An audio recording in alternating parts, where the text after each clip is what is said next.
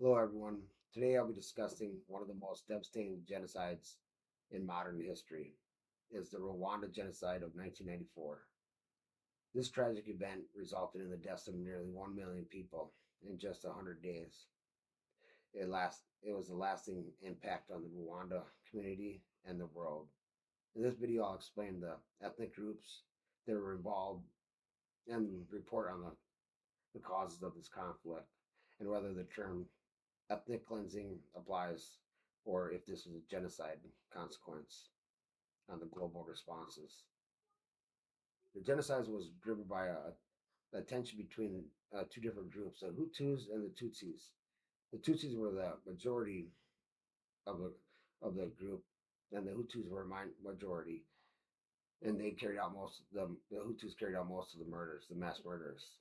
This conflict was not based on any race or anything. They both shared the same cultures, they spoke the same languages, and they intermarried between each other.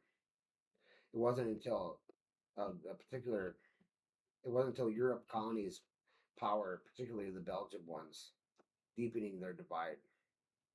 During the Belgian rules, the Tutsis were favored more for their education and their leadership skills, and the Hutus were jealous for it, and they built a hatred for the Tutsis. What caused the genocide was a historical power struggle, and after the gaining of the independence in 1962, the Rwanda saw the periodic violence between the Hutus and the Tutsis with power shifts between the two groups. And then there was a political assassination on April 6th of 1994, and the Rwanda president Juvenal Habyarimana, his plane was shot down, and the Hutus blamed the Tutsis for it, and that's when the mass murders started. And then the propaganda and the hate speech.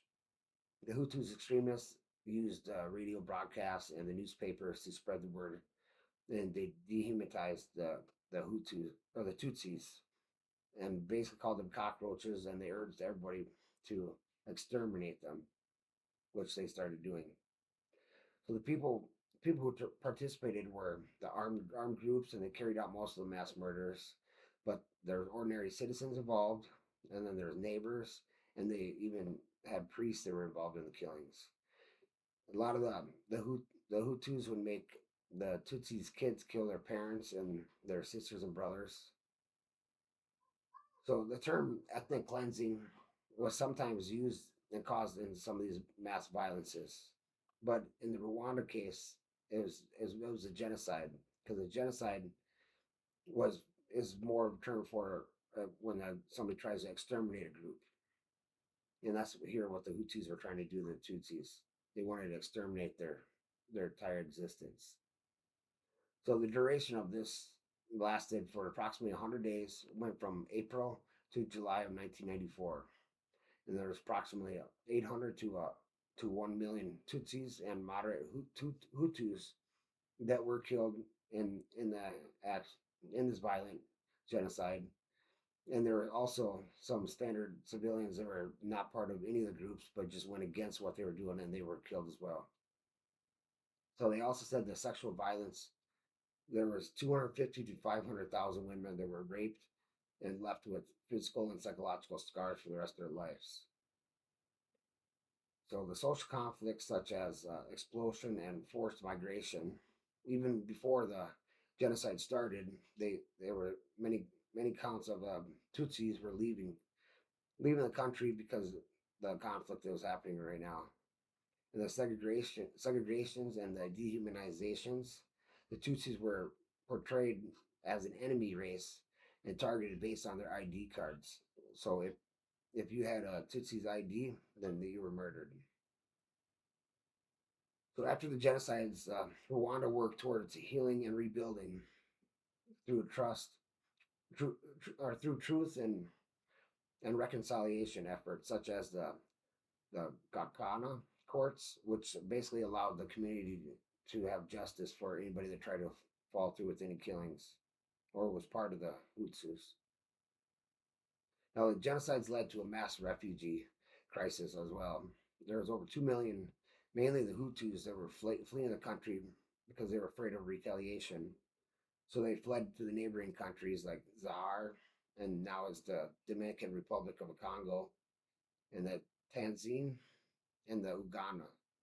Meanwhile, thousands of the Tutsi survivors also sought refugees in Europe and North America, rebuilding their lives in their country. Now, the global response on this, unfortunately, the international response was slow and inadequate.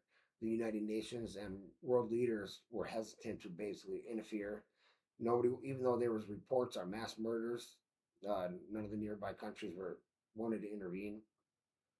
So after the aftermath, though, the International Crime Tribunal for Rwanda was established to prosecute those responsible. And then there's humanitarian groups that help the refugees, like the Red Cross. They provided aid for them.